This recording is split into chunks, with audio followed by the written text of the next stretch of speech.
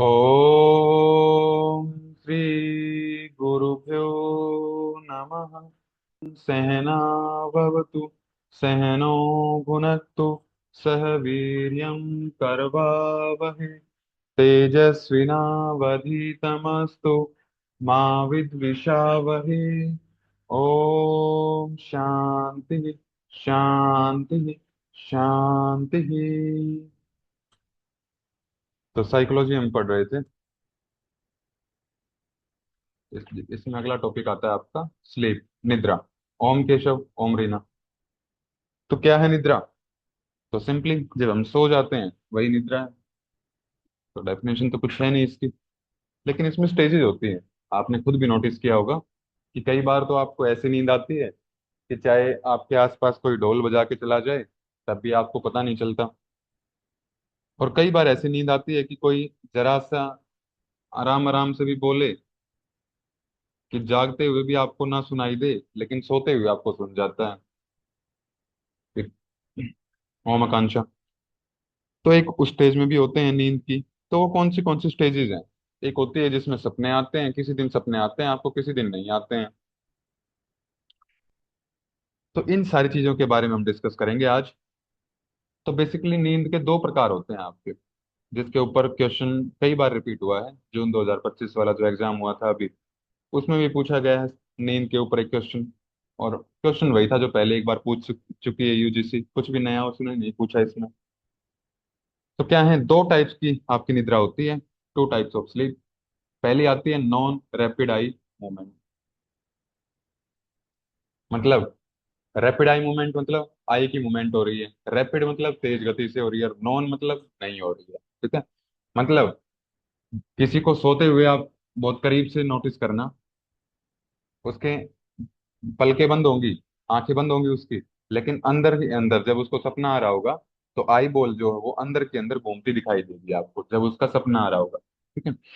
और जब वो गहरी नींद में होगा तब उसकी आई बॉल रोटेट नहीं करेगी, मूव नहीं करेगी। तो जिस कंडीशन में मूव नहीं करेगी, वो रोटेट नहीं करेगी, उसको बोलते हैं नॉन रैपिड आई मूवमेंट। और इसमें क्या क्या होगा? पहली चीज तो यही होगी कि no movement of the eyeball. दूसरा, हार्ट रेट होगी वो लो होगी। ठीक है। सपने को आप मान लो कि आप कोई डरावना सपना देख रहे हैं। ठीक है। तो डरावना सपने में क्या होता है, पसीने भी आने लगते हैं, एकदम से घबरा जाते हैं। तो जब घबरा जाएंगे और पसीना भी आएगा, यानी कि उस टाइम पे हार्ट रेट जो है उसकी तेज हो गई थी। लेकिन इसमें सपना आता ही नहीं है, इसमें तो कोई रैपिड आई मूवमेंट नहीं होती। ओम पूनम। तो हार्ट रेट इसमें क्या होगी, लो होगी। और जब हार्ट रेट लो होगी, वो बिल्कुल आराम से सो रहा है, तो ब्रीदिंग रेट भी उसका क्या होगा, लो होगा। यानी कि आराम आराम से सांस लेगा वो। और जब हार्ट रेट लो है तो उसका ब्लड प्रेशर भी लो रहेगा। तो ये है इसके लक्षण, कि कैसे आप पहचानोगे कि नॉन रैपिड आई मूवमेंट की स्टेज में आप प्रवेश कर चुके हो। अब इसमें तीन स्टेजेस आती हैं, जिनको हम डिनोट करते हैं N1 से। पहली स्टेज, N2 दूसरी स्टेज, और N3 तीसरी स्टेज। ठीक है। और शॉर्ट में इसको लिख देते हैं NREM, non rapid eye movement. इसकी तीन स्टेजेस होती हैं। यही क्वेश्चन इस बार आया था कि NREM की कितनी स्टेजेस होती हैं। तो तीन होती हैं, ये ध्यान रखना। ठीक है। हालांकि जो प्रोविजनल आंसर की दी थी यूजीसी ने, उसमें आंसर गलत माना था तीन वाला, लेकिन जब फाइनल आंसर की आई तो दोबारा से उसने ये आंसर को ठीक कर दिया। और तीन ही स्टेजेस इसमें होती हैं, तीन ही स्तर इसमें होते हैं। और इसमें क्या होगा, जो सपने आएंगे वो नॉर्मल विचारों की तरह आएंगे, कुछ भी इसमें अलग से नहीं होगा। ठीक है। सपने आ सकते हैं लेकिन नॉर्मल विचार जो आप दिन भर में आप आराम से सोचते हो सकता है उसी रहोगे रिलैक्स ही उसमें, आई मूवमेंट उसमें नहीं होगी। जब आप घबरा जाओगे, जब ऐसा कोई डराने वाला या फिर एक्साइट करने वाला कोई सपना आएगा, तब आई बॉल की मूवमेंट होती है। तो दूसरा आता है इसमें रैपिड आई मूवमेंट, यानी कि जिसमें आंख की जो, यानी कि जो आई बॉल है वो रोटेट करेगी, घूमेगी। और इसकी स्पीड क्या होगी, 1 मिनट में 30 से 40 बार ये रोटेट करेगी। ठीक है। तो इतनी तेज स्पीड से रोटेट करती है आई बॉल, यानी कि लगभग मान लो कि हर एक 2 मिनट में एक बार। नहीं, 2 मिनट में नहीं, 2 सेकंड में एक बार। अब इसमें रैपिड आई मूवमेंट हो रही है, तेजी तेजी से आंख मूव कर रही है, तो बीपी इसमें हाई होगा और ब्रेथ रेट भी, यानी कि श्वास भी वो तेजी तेजी से लेगा। और कॉल्ड एज ड्रीम स्लीप या फिर पैराडॉक्सिकल स्लीप, और इसमें बीटा वेव जो है एक्टिवेट रहती है। जो सपन जिनको हम नॉर्मली सपन बोलते हैं, कि मुझे आज ऐसा डरावना सपना आया, जिसके बारे में डिस्कस करते हैं, जो नॉर्मल विचारों वाले हैं, सुबह उठोगे और भूल जाओगे, इनको याद ही नहीं रहेंगे कि कुछ सपना भी आया था आपको रात को। लेकिन इसमें जो है आपका बीपी बढ़ रहा है, ब्रेथ रेट बढ़ जाएगा, तो इस कंडीशन में जो सपने आएंगे वो सुबह आपको याद रहते हैं क्या आया। तो बीटा वेव्स इसमें एक्टिवेट रहती हैं, जो हम नर्वस सिस्टम में ब्रेन की वेव्स पढ़ के आए हैं। तो ये थे इसके दो टाइप्स। और इसमें इरेशनल ड्रीम्स आते हैं। इरेशनल ड्रीम्स की मुझे चैट बॉक्स में लिख दीजिए कि कौन सा होती है इसकी माइंड की स्टेज ये। तीन स्टेज हमने कल इस लेक्चर में की थी। तो उसमें से इरेशनल ड्रीम वाली इरेशनल पार्ट किस में रहेगा? इड में। बहुत बढ़िया। ठीक है, तो इड में रहता है इरेशनल ड्रीम्स। फिर इसके बाद अगला इसमें आता है, ये हिंदी में है इसका, ये भी देख लेना, सेम ही चीजें हैं। चार स्टेजेज होती हैं स्लीप की, निद्रा की चार अवस्थाएं होती हैं।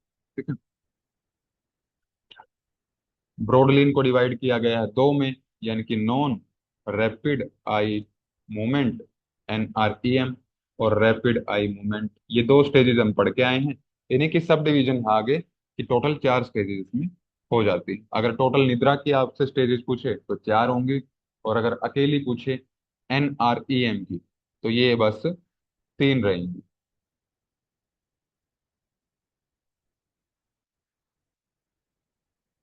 तो यहाँ थोड़ा सा मैं लिख देता हूँ। पहली होगी इसमें N1, दूसरी होगी इसमें N2, तीसरी होगी N3।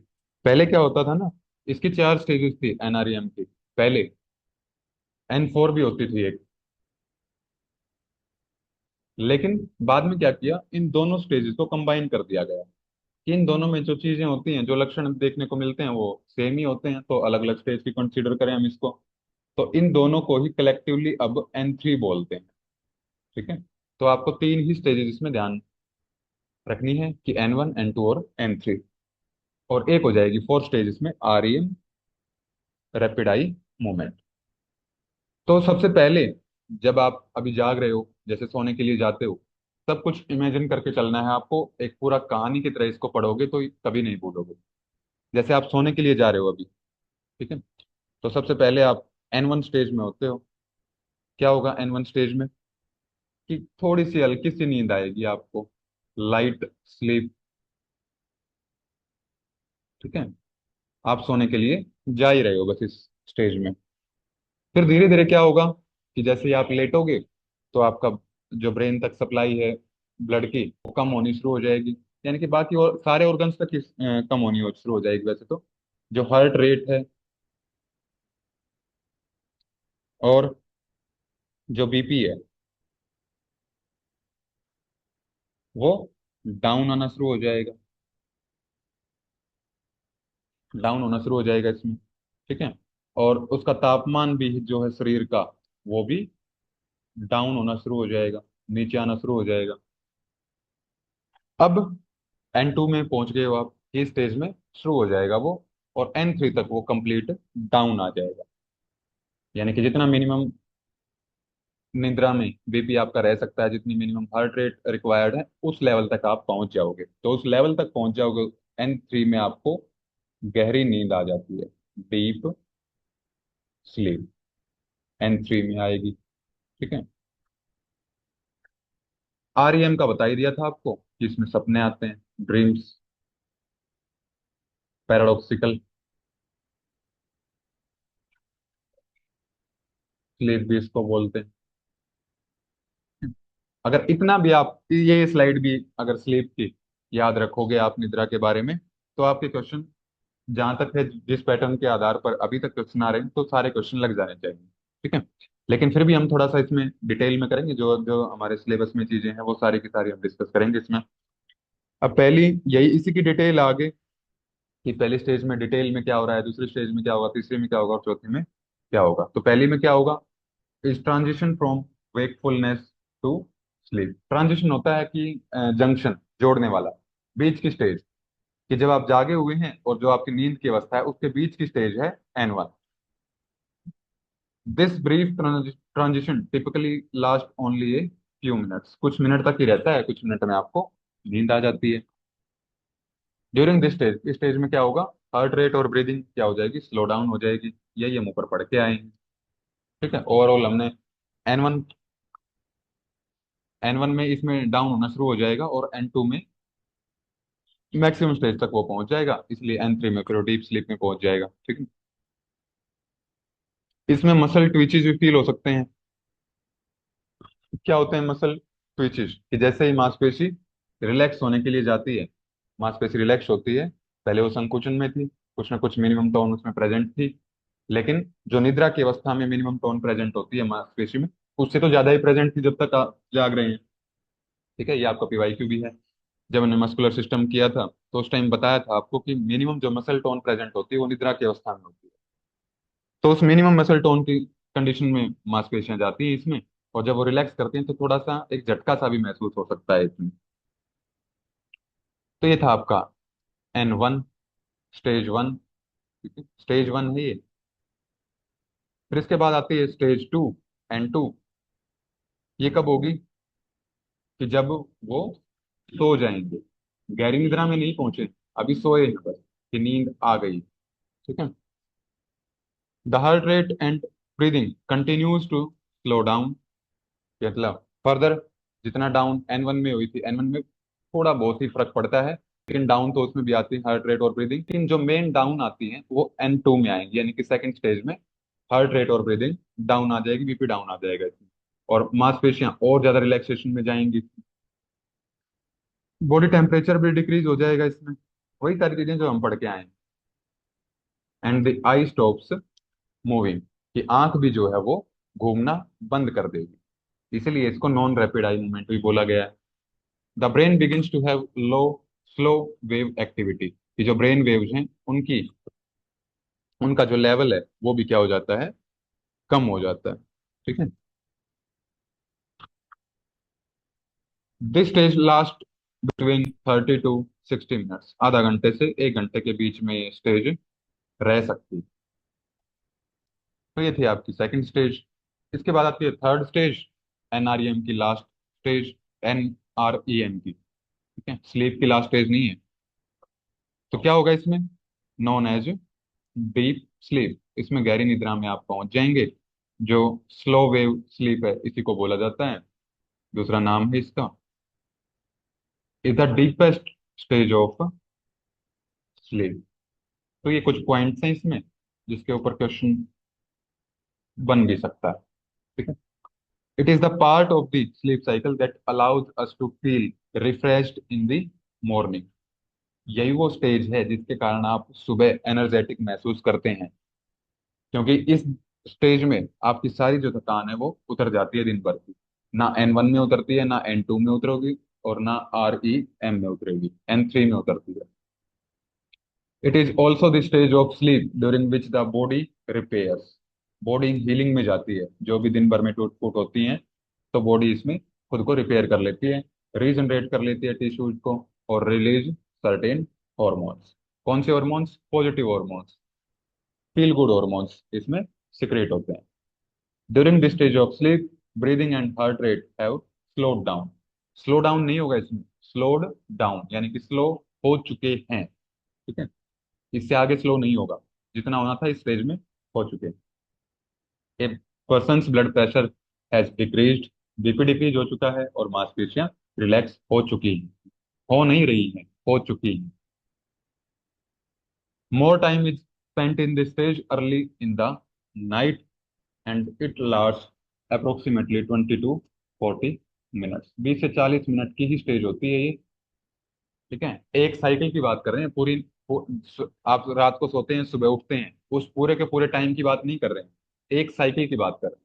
ठीक है, जो स्लीप साइकिल इसने लिखा है, ये हम इसके बाद स्टेजेस के बाद डिस्कस करेंगे कि स्लीप साइकिल चलती कैसे है। ठीक है, तो एक स्टेज में इसका टाइम है 20 से 40 मिनट। ये टाइम इसमें ध्यान रखना, जब मैं करवाऊंगा तब पूछूंगा आपसे कि किसकी कितनी मिनट थी। इससे पहले वाले की थी 30 से 60 मिनट, और उससे पहले वाले की थी कुछ मिनट, 5 से 10 मिनट उसमें मान सकते हो।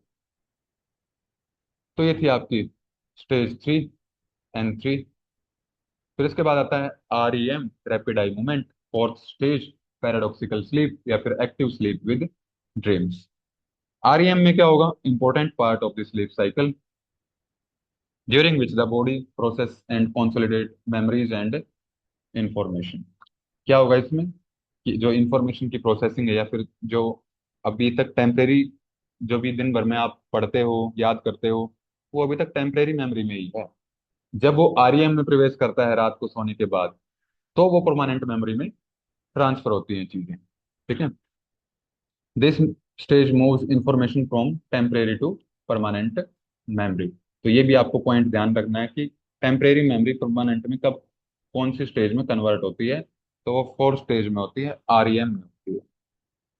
दिस में be why some recommend that you sleep on it when making important decisions. कि जब भी आपको कोई डिसीजन लेना हो, तो उस टाइम आपकी नींद जो है वो पूरी होनी चाहिए। ठीक है, तभी आप एक अच्छा डिसीजन ले पाएंगे।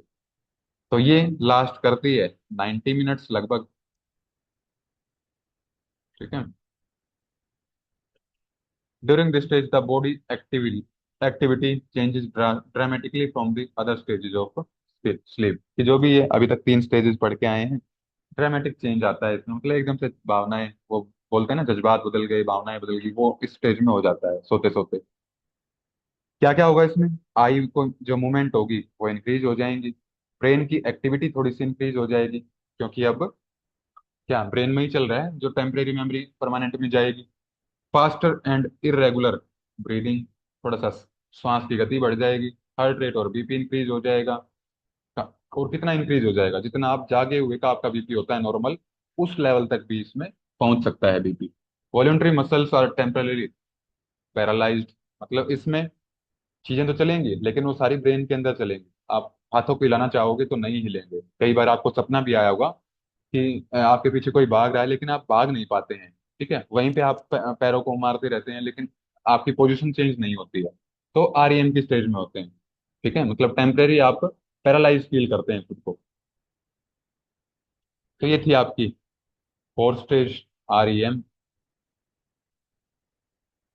ठीक है। अभी यहाँ पे करेंगे हम स्लीप साइकिल। जो 4 स्टेजेस है हमारी, वो स्लीप साइकिल में कैसे चलती है। ठीक है। स्लीप साइकिल का आपका क्वेश्चन बन सकता है एक, जिस तरह से पैटर्न चल रहा है अभी, कि आपसे पूछ लेंगे कि सबसे पहले आप क्या होंगे। अब मैं पहले क्वेश्चन ही बता देता हूँ इसको। ठीक है। कि अरेंज द फॉलोइंग स्टेप्स और following stages of sleep in chronologically, मतलब इन नहीं क्रोनोलॉजिकली, क्रोनोलॉजी में इनको जो इसकी स्टेजेस हैं उसको सेट करो। तो पहला ऑप्शन इसमें दे दिया REM, दूसरा दे दिया, साथ के साथ मुझे चैट में आंसर चाहिए इसका, दूसरा दे दिया इसमें N2, तीसरे नंबर पे दे दिया N1, 4 नंबर पे दे दिया N3, और 5 नंबर पे इसमें दे दिया अवेक। तो जल्दी से इसमें अपना मैसेज, अपना आंसर लिखो कि क्या सीक्वेंस इसमें बनेगी क्रोनोलॉजी में, जितना आपको अभी तक समझ में आया है उसके हिसाब से।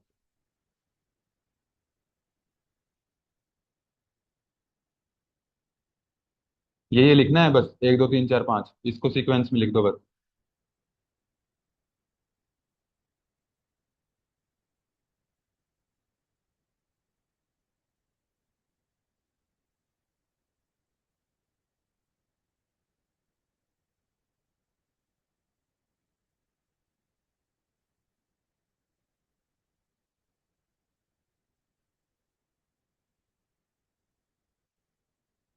इससे पहले कि आप कुछ और ही बना दो इसमें, तो मैं ही बता देता हूँ इसमें।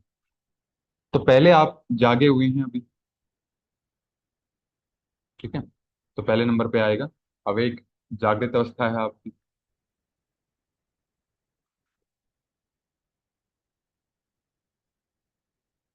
उसके बाद क्या होगा? N1 में प्रवेश करोगे, N1 के बाद N2 में प्रवेश करोगे, N2 के बाद N3 में प्रवेश करोगे, N3 के बाद लास्ट में आ जाएगी REM। ठीक है। और REM के बाद दोबारा से पहुंच जाओगे N1 पे। ठीक है। यानी कि ऐसे चल एक साइकिल चलती जाएंगी। और जो टाइम किया था हमने वो टाइम अपना अपने नोट्स में साथ के साथ लिखिए, ताकि आपको पता चल जाए कि आपका ठीक था कि गलत था जवाब। तो इसका था मान लिया 5 से 10 मिनट, कुछ मिनट इसमें बोला गया है। इसका था 30 मिनट से 60 मिनट। इसका था आपका 20 से 40 मिनट।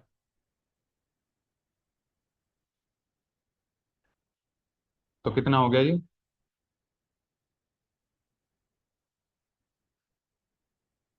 और यहाँ तक आते आते, चाहे ये ऊपर नीचे कितना भी टाइम है, मान लिया ये 5 था N1 में, और N2 में 30 था, N3 में 20 था।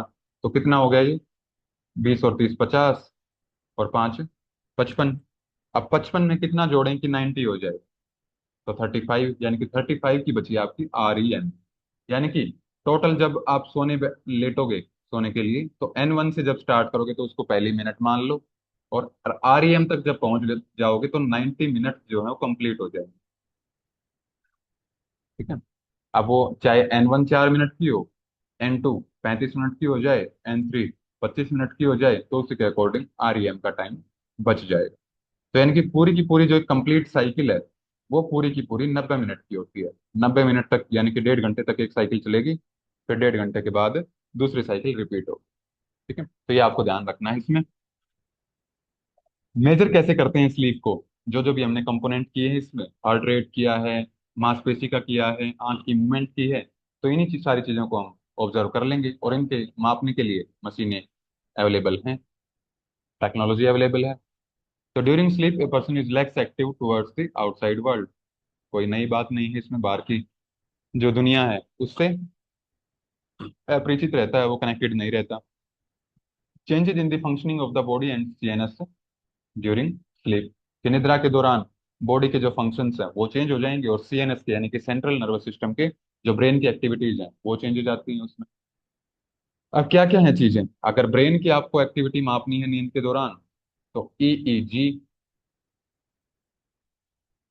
ई और जी इसमें सेम रहेंगे, पहले वाला वर्ड और लास्ट वाला वर्ड, बीच वाला चेंज होगा बस।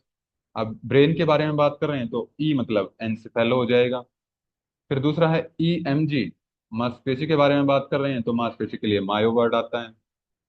तीसरा आता है आइस की बात कर रहे हैं तो ओ से बन जाता है ओक्लो।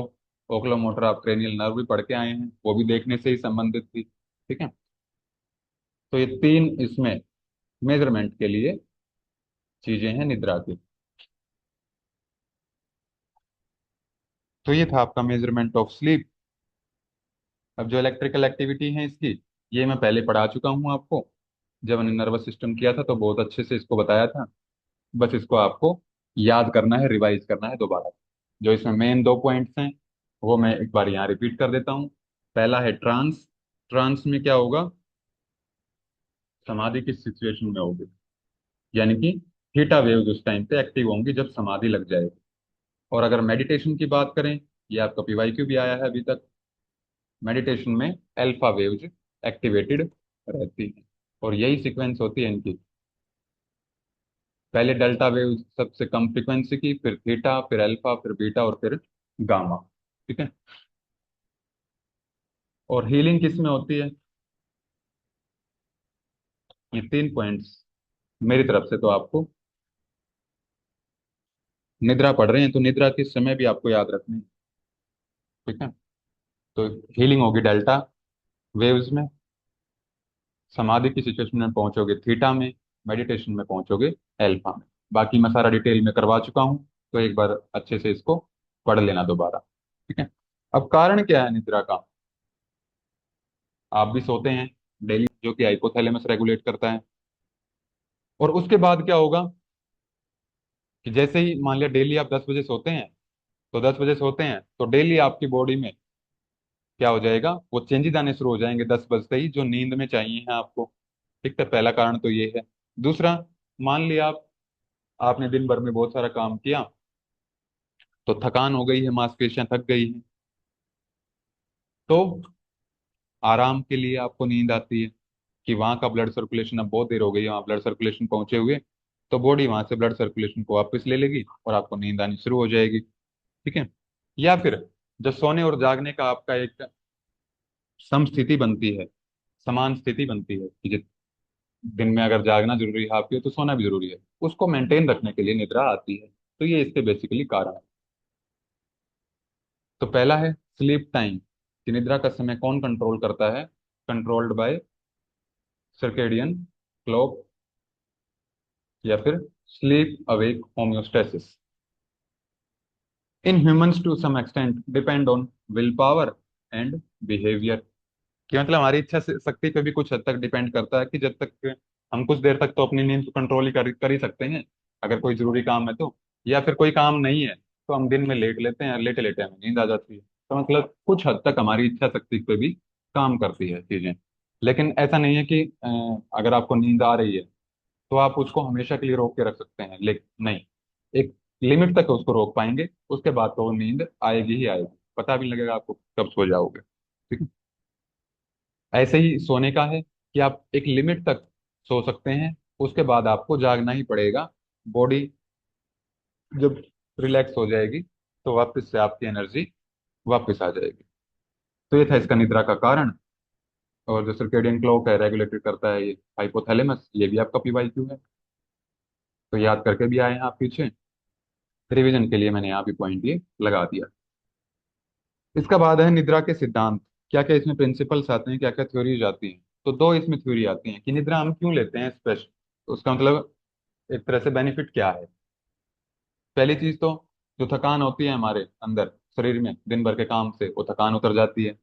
दूसरा, जो भी टूट फूट होती है, ये हम पढ़ के आए हैं N3 की स्टेज में, कि जो भी हमारे दिन भर में टूट फूट होती है तो रिपेयर स्टार्ट हो जाती है बॉडी की, तो उसके लिए भी चाहिए। और दूसरा, कि परिस्थितियां होती हैं कि दिन हमें 18 से 20 घंटे जागे हुए हो गए हैं, तो ये सिचुएशन बन गई है एक, और उस टाइम पे नींद आपको आ जाएगी। तो दो दो सिद्धांत इसमें आते हैं, दो प्रिंसिपल्स इसमें आते हैं। पहला है रिपेयर थ्योरी, कि रिपेयर, बॉडी की रिपेयर के लिए नींद आएगी। दूसरा है इकोलॉजिकल, यानी कि जो एक परिस्थिति बनती है, जो इकोलॉजी बनती है डेली की, उसके अनुसार आपको नींद आएगी। तो ये थे आपके स्लीप का बेसिक इंट्रोडक्शन। अब है निद्रा के विकार, कि क्या क्या हैं गड़बड़ी नींद में, क्या क्या समस्याएं आती हैं इसमें। तो पहला आता है इसमें स्लीप एपनिया, दूसरा आएगा स्लीप पैरालिसिस। पढ़ेंगे कि को डिटेल में। ठीक है, इसमें बस आपको समझना है कि इनके अंदर होता क्या है। ठीक है, डेफिनेशन भी कर लेंगे तो आपके लिए बहुत है। Sleep apnoea, sleep paralysis, restless leg syndrome, insomnia, जिसमें बिल्कुल नींद नहीं आएगी, स्नोरिंग, फराटे लेना, ब्रुक्सिज्म, जो दांतों को हम पीसते रहते हैं सोते टाइम, पैरासोम्निया, नार्कोलेप्सी, और स्लीप टेरर्स। तो ये सारी चीजें इसमें आती हैं। एक एक करके हम इसके बारे में डिस्कस करेंगे अब। पहला आता है रेस्टलेस लेग सिंड्रोम, यानी कि आपकी जो लेग है, लेग कहाँ का हिस्सा होता है? घुटने से नीचे का, बस वहां पे। ठीक है, तो वो आपकी रेस्टलेस है। रेस्ट का मतलब होता है आराम की स्थिति में है, रेस्टलेस का मतलब है कि आराम नहीं मिल रहा है उसको। आराम नहीं मिल रहा तो क्या हो रहा है उसको? कभी आपको फील होगा कि मेरे जो घुटने से नीचे जो लेग है, मेरी जो पैर है, उसमें दर्द हो रहा है। कभी आपको फील होगा कि इसमें खुजली हो रही है। कभी आपको फील होगा कि इसमें कोई करंट सा लग रहा है। कभी इसमें लगेगा कि पिन चुभ रही है। कभी इसमें टाइटनेस, एक हैवीनेस फील होगी आपको। कभी आएगी कि जो जैसे मच्छर कोई काट रहा है वहां पे। और कभी ऐसा लगेगा कि कोई आपकी टांग को खींच रहा है। तो मतलब आराम फील नहीं होगा उसमें, लेग में। यही है रेस्टलेस लेग सिंड्रोम, और कुछ नहीं है इसमें। Is an overwhelming need to move the leg, कि ऐसा हमेशा लगता है कि मैं टांग को थोड़ा सा हिला दूं, वहां पे कुछ ना कुछ है। ठीक है। This urge is sometimes accompanied by a tingling sensation in the, कि जैसे चींटियां चलती हैं वैसी सेंसेशन फील होती है। While these symptoms can occur during the day, दिन में भी हो सकते हैं, कि अगर कोई दिन में सोए तो, या फिर जागी अवस्था में भी हो सकते हैं, लेकिन मोस्टली ये नाइट को होते हैं, रात को जब सोते हैं तब होते हैं। ठीक है। और होता क्यों है ये? क्योंकि इसके साथ एक दो हेल्थ कंडीशन जुड़ जाती है, उसके बाद ये सिचुएशन बन जाती है। और क्या क्या है वो हेल्थ कंडीशंस? कि attention deficit hyper activity disorder, ADHD. इसमें क्या होगा, अटेंशन मतलब कोई ध्यान दे, डेफिसिट मतलब उसकी कमी, कि ध्यान की कमी। अगर किसी बच्चे के ऊपर कोई ध्यान ना दे, या फिर कोई बड़ा है जिसको उसके बच्चों ने, या फिर जो भी है उन्होंने छोड़ दिया है, मान लिया वृद्धाश्रम में ही छोड़ा है बच्चे, तो यानी कि उनके ऊपर ध्यान किसी ने नहीं दिया, अटेंशन की कमी हो गई, तो उसके बाद उनकी बॉडी हाइपर एक्टिव हो जाती है, कुछ ऑर्गन्स उनके, कुछ बॉडी के पार्ट्स, तो वो हो जाता है एडीएचडी। फिर अब पार्किंसंस, इसमें क्या होगा कि जैसे थोड़े से बुजुर्ग जो होंगे आपके घर में, उनके देखना दोनों हाथ सीधे करवा ले आगे, ठीक है, और देखना कि उनके हाथ ना स्थिर नहीं रह पाएंगे, उनके तो हाथ थोड़े से कांपते हैं, ठीक है। तो एक तो ये इसमें आ जाएगा, अटेंशन डेफिसिट में हाइपर एक्टिव हो जाएंगे हाथ। पार्किंसन क्या होगा कि मतलब उनकी जो बड़े लोग होंगे ना, आप कुछ भी उनको बोलोगे तो वो थोड़ी देर के बाद भूल जाएंगे, या फिर कल उनसे पूछो कि कल मैंने क्या बताया था, तो वो भूल जाएंगे, ठीक है। तो वो चीजें भी आ जाती हैं, but the exact cause is not always no, कि मतलब इसका एक्चुअल में कारण क्या है, ये एक्चुअल में किसी को नहीं पता है। आ जाता है कि इसकी वजह से हुआ होगा, उसकी वजह से हुआ होगा। तो ये है आपका रेस्टलेस लेग सिंड्रोम।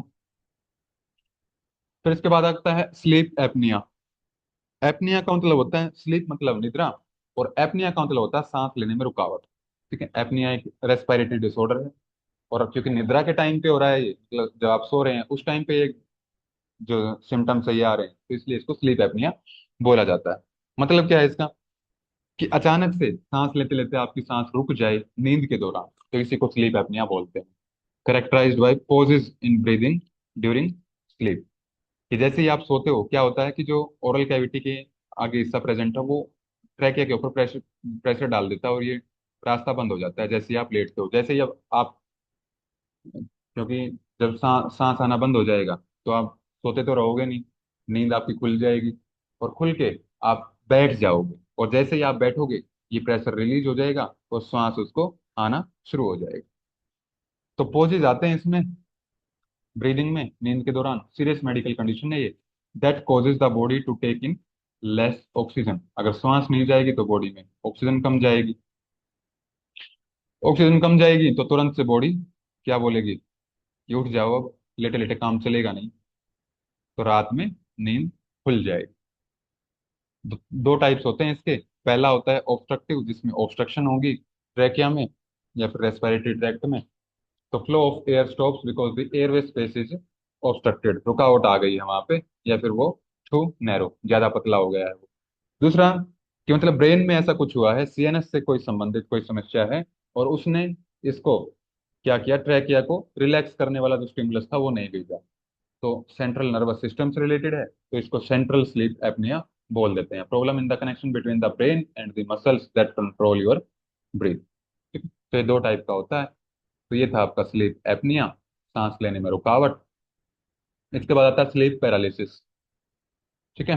पहले पैरालिसिस को आपको पता होना चाहिए, पैरालिसिस का सिंपल मीनिंग होता है लकवा, यानी कि वो ऑर्गन बिल्कुल ही काम ना करना, अपनी मर्जी से हिलना डुलना उसका बंद हो जाता है। अब चूंकि नींद की स्टेज में ये होता है, मतलब निद्रा की अवस्था में ये चीज घटित हो, कि मतलब ऐसा फील होता है इसमें किसी ने चारों तरफ से पकड़ लिया है, बिल्कुल भी नहीं हिल डुल पाएंगे, ठीक है, तो वो कंडीशन हो जाती है sleep paralysis.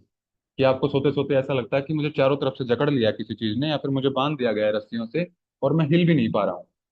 When you can not move, और ना कुछ बोल पाओगे क्योंकि मुंह पे भी हाथ रख दिया किसी ने। When you can not move और speak as you are waking up और फॉलिंग एस्लीप, कि नींद के दौरान आपको ऐसा लगे कि ना आप बोल पा रहे हैं और ना हिल पा रहे हैं, तो इसलिए पैरालिसिस की सिचुएशन होती है। Awake but can not move, ऐसा लगता है मैं जागा हुआ हूँ लेकिन हिल नहीं सकता। एक्चुअल में आप सोते हैं, लेकिन ऐसा लगता है सोते सोते कि मैं जाग रहा हूँ और फिर भी नहीं हिल पा रहा हूँ, और ना बोल पा रहा हूँ, और ना अपनी आंखें खोल पा रहा हूँ, ठीक है। और क्या क्या होंगे इसमें, ऐसा फील हो सकता है कि कोई है कमरे में जिसने मुझे पकड़ रखा है, like someone is in your room. फिर लग सकता है कि like something is pushing you down, कोई आपको नीचे की तरफ दबा रहा है, जकड़ लिया है किसी चीज ने आपको, आपको एकदम से डर महसूस हो सकता है। तो ये सारी चीजें किस में आ जाती हैं, स्लीप पैरालिसिस में। फिर इंसोम्निया, इंसोम्निया मतलब अनिद्रा, की नींद आए ही ना। 9 बजे लेटे थे सोने के लिए, 11 बज गए, 12 बज गए, 1 बज गया, नींद ही नहीं आ रही है, तो वो कंडीशन होती है इंसोम्निया की। इनएबिलिटी टू फॉल एस्लीप, कि नींद, निद्रा की अवस्था में जाने में इनएबिलिटी, यानी कि फिर उसकी क्षमता नहीं रहती है, उसे कंट्रोल में नहीं रहती है। ठीक है। और to remain asleep, it can be caused by jet lag, stress, anxiety, hormones और डाइजेस्टिव प्रॉब्लम्स। कोई भी कारण हो सकता है इसकी, कोई या फिर मन में कुछ ऐसा स्ट्रेस चल रहा है कि जिसकी वजह से आपको नींद नहीं आ रही है, या फिर कोई बेचैनी अंदर, आपको कोई बात है जो अंदर ही अंदर खाई जा रही है, या फिर जो हॉर्मोन्स हैं वो इतने डिस्टर्ब हो गए हैं कि निद्रा नहीं आ रही है उसमें भी, मतलब स्ट्रेस हॉर्मोन्स ज्यादा इंक्रीज हो गए हैं उसमें। ठीक है। और जेट लैग्स मतलब होता है कि जेट, जैसे बोल सकते हो आप एरोप्लेन को, और एरोप्लेन से जब भी हम जाते हैं तो बहुत दूर दूर तक एक ही दिन में जाते हैं, यानी कि बहुत फास्ट स्पीड होती है ट्रैवल करने की। तो यानी कि ऐसा लगता है कि या फिर आप एक ही दिन में ट्रैवल ज्यादा कर लो तो उसके बाद भी नींद ढंग से नहीं आती है, या फिर कोई डाइजेशन से संबंधित प्रॉब्लम हो। It may also be A symptom of another condition, किसी दूसरी कंडीशन का भी लक्षण हो सकता है ये। ठीक है। Insomnia can be problematic for your overall health and quality of life, कि अगर ज़्यादा दिन तक ये समस्या बनी रहे और ज़्यादा दिन तक आप नींद ना लो, तो यानी कि N3 स्टेज में आप जाओगे ही नहीं, तो जो टूट फूट हो रही है वो रिपेयर नहीं होंगी, और फील गुड हॉर्मोन्स वहाँ पे बनेंगे नहीं, तो एनर्जी आपको आएगी नहीं। तो इसलिए हेल्थ इश्यूज इसमें आने शुरू हो जाते हैं। क्या क्या आएंगे? डिप्रेशन हो सकता है उसको, डिफिकल्टी कॉन्सेंट्रेटिंग, को जिन जो नींद पूरी नहीं करता है कॉन्सेंट्रेट करने में उसको परेशानी महसूस होती है, इरिटेटेड रहता है वो, वेट गेन उसका होने लगता है। क्यों?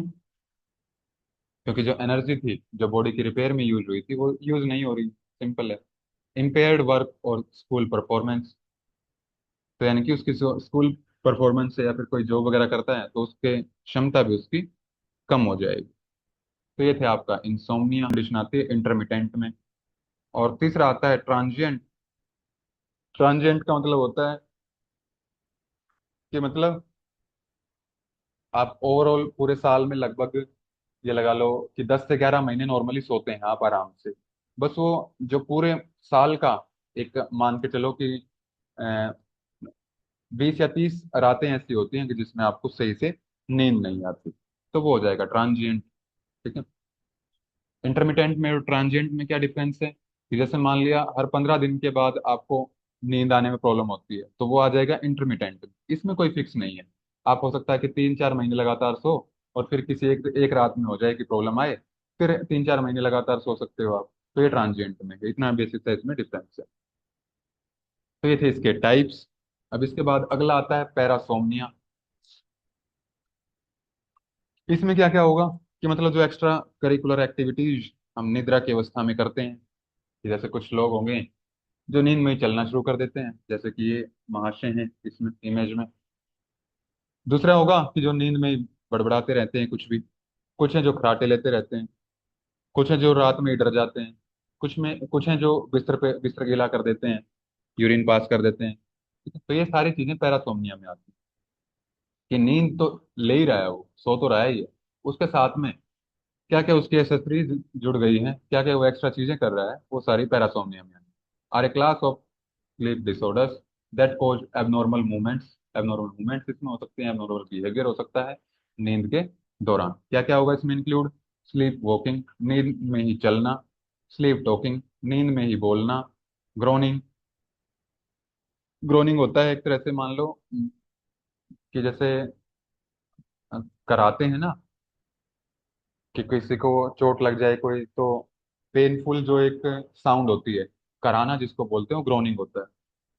नाइट मेयर्स, रात में डरावने सपने आ सकते हैं उसको। बेड वेटिंग, बिस्तर गीला कर देगा। टीथ ग्राइंडिंग, दांतों को वो पीसने लगता है। तो ये इसके पैरासोमनिया में आ जाते हैं। फिर इसके बाद आता है नार्कोलेप्सी। नार्कोलेप्सी होता है कि जैसे मान लिया अभी खड़े थे आपने, कि मान लिया आपका कोई दोस्त है, आप उससे बातचीत कर रहे हो, आपने 1 सेकंड, 1 सेकंड तो नहीं, 10-15 सेकंड के लिए नजर अपनी घुमाई थी, और जैसे ही आपने नजर वापस से उसकी तरफ की वो सोता हुआ मिला आपको। यानी कि वो किस चीज का शिकार है? नार्कोलेप्सी। उसको भी पता नहीं चलता मैं सो गया हूँ। ठीक है। अभी तक खड़ा खड़ा भी, जैसे मान लिया ये बच्चा ही दिख रहा है आपको, पहले खड़ा था पूरा एक्टिव था ये, फिर थोड़े थोड़े देर में क्या होगा, जो इसकी गर्दन की और सिर की मांसपेशियां ये ढीली हो जाएंगी, रिलैक्स हो जाएंगी, तो गर्दन इसकी गिरने लगती है। फिर धीरे धीरे इसकी पैरों की मांसपेशियां रिलैक्सेशन में चली जाएंगी, तो ये बैठ जाएगा, और फिर धीरे धीरे ये ऐसे कैसे सो जाएगा। तो ये होता है narcolepsy. Is characterised by sleep attack. ये एकदम से स्लीप का क्या आ गया, नींद का क्या आ गया, अटैक आ गया, दोहरा पड़ गया। That occurs while awake. जब आप जागे हुए हैं तो एकदम से सो सकते हैं। कोई आपकी चीज में, हाथ में कोई चीज है तो वो गिर भी सकती है, ठीक, चाहे कितनी भी इंपॉर्टेंट चीज है। तो जो पेरेंट्स हैं और जिस पेरेंट को ये दिक्कत है, तो वो बच्चों को खड़े होने की अवस्था में अपने हाथों में ज्यादा देर नहीं रखना चाहिए। ठीक है, क्योंकि वो गिर भी सकता है बच्चा। This means that you will suddenly feel extremely tired and fall asleep without warning। कि कोई साइन नहीं आएगा कि ना, जैसे साइन आते हैं ना नींद आने के, कि थोड़ी सी थकान फील होती है कि मैं लेट जाऊं, और योनिंग यानी कि जम्बाई आने लगती है, तो ऐसा कुछ नहीं होगा, सीधा सो जाएगा। The disorder can also cause sleep paralysis which may make you physically unable to move right after waking up.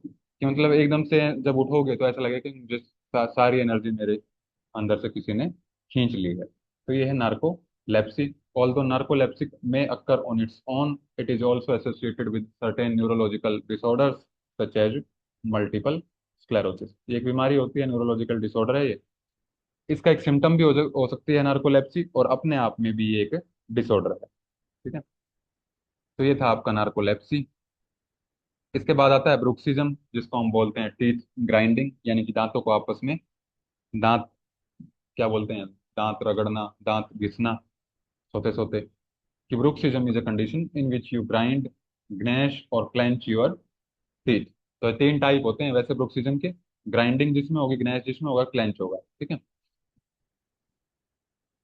If you have bruxism you may unconsciously clench your teeth when you are awake. कि मतलब अगर किसी को bruxism है तो जागते जागते भी उसको ये कर सकता है अनकॉन्शियसली, उसको पता भी नहीं चलेगा, और कब अपने दांत पीसने लग जाएगा वो पता नहीं चलेगा। ठीक है। और क्लेंच और grind them during sleep, sleep bruxism. तो ये है आपका ब्रुक्सिज्म, कि दांत जो है ऊपर नीचे वाले दांत जैसे किटकिटाते हैं, दांत आपस में रगड़ते हैं। ठीक है। जिसको बोलते हैं कि कॉमन लैंग्वेज में दाढ़ पीसना। ठीक है, तो वो इसमें आता है ब्रुक्सिज्म। फिर इसके बाद है स्लीप टेरर। टेरर मतलब होता है डर। कोई ऐसी डरावनी चीज आपको दिख जाए रात में, और उससे फिर आप सोते सोते डर जाओ। फिर जैसे बच्चे हैं तो वो रोने लग जाते हैं, या फिर एक्सट्रीमली डर जाते हैं, कई देर लगती है उनको समझाने में। ठीक है। Sleep terror are times of screaming, चिल्ला भी पड़ते हैं कुछ लोग, या फिर रोने लग जाते हैं, इंटेंस फियर, बहुत ज्यादा डर जाएंगे। समटाइम्स वेविंग आर्म्स, कि मतलब ऐसे हेल्प के लिए पुकारते हैं, या फिर पैरों को चलाते हैं कि मैं भाग लूं यहाँ से। ठीक है। तो ये आ जाता है इसमें स्लीप टेरर्स में, या फिर night terrors, also known as night terrors. Sleep terrors में लीड टू स्लीप वॉकिंग, कि उस डर से बचने के लिए वो नींद में चलना भी शुरू कर सकता है। तो ये है आपका स्लीप टेरर। तो ये थे आपके सारे के सारे स्लीप डिसऑर्डर्स।